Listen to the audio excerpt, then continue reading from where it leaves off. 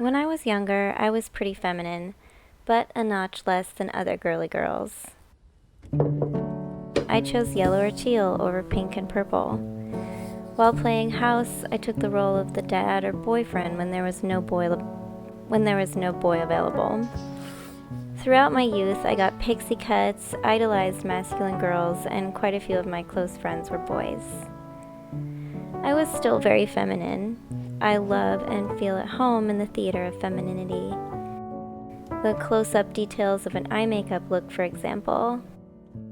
The timelessness of a red velvet lip. I am a femme to this day. I have almost exclusively played the role of feminine counterpart in my romantic relationships, and my wife is masculine-leaning. As I got older, I learned in layers the challenges that exist for feminine folks. I found myself caught up in the exploited version of femininity, the kind that leads to, and in some cases triggers, psychological problems. My mother took me to my first therapist in high school, and luckily, she was a goddess-loving, witchy feminist who planted seed after seed within me about our connection to the moon, earth, and divine cycles of the universe. After high school and then in college, I dove into feminism, queer studies, art, and music, and felt liberated to be myself. And myself is more than feminine. I learned I was queer and felt validated by my community. Started to lean heavily on that notched-down feminine, more androgynous gender presentation, and I also began to thoroughly enjoy this side of myself. At a college drag show, I lip-synced and danced as Justin Timberlake in NSYNC's Bye Bye Bye. I had recently buzzed my hair short, and I bound my breasts and stepped into masculinity for that night. It was utterly life-changing. I became another person on that stage. I relished in that masculine role and danced to that song that was so fun to learn with my friends. That night I got to be masculine at the little gay bar down the way from my university, and I lost myself on the dance floor in a blissful sea of queers that I'd never experienced. My community, both in and out of college, housed a great deal of gender fluidity. I even majored in sex and gender media studies, a mixed media /art /women's studies /queer studies program that I designed myself with my professors. I found my first ever queer partner, an instant heartbreaker in my story. I tried hetero relationships again, and I loved my partners madly, but I was so gay. And not only that, I was more gender fluid than I knew. And the queer community I found and loved celebrated that. I eventually fell completely into the queer world. In my history of partnerships, I choose masculine partners. I love my femininity and am overall very femme-leaning, but in truth, androgyny is what's very sexy to me.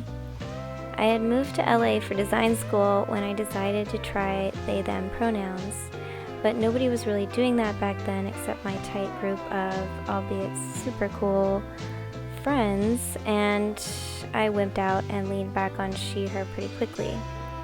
I love she/her, though, and I'm glad I took more time to decide on she/they pronouns, which is how I generally list my pronouns these days. And I also have a deeper clarification these days, which is new. I go by they/them to everyone, and she/her to those who are close to me and know me. I have a desire to protect myself from some of the dangers that plague femininity, and they/them /gender neutral pronouns can help to disarm a person's ability to assign gender stereotypes right away. There is nothing so cringy as being told that I'm a girl or a man. Those words not only slather on a thick layer of unnecessary gender meaning, they also put a person into an infantile or mature category of being, and both are considered by society to be in need of looking after in some way.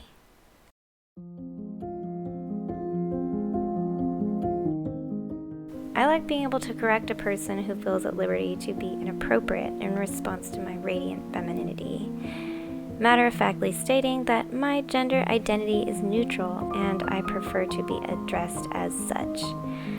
I love being me. I know I've been male and female and all kinds of other beings in past and future lives.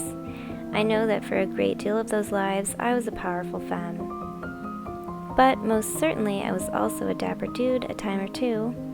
And I feel that part of me deeply. I really like it. I like they, them because that part of me gets named, claimed, and encouraged to flourish.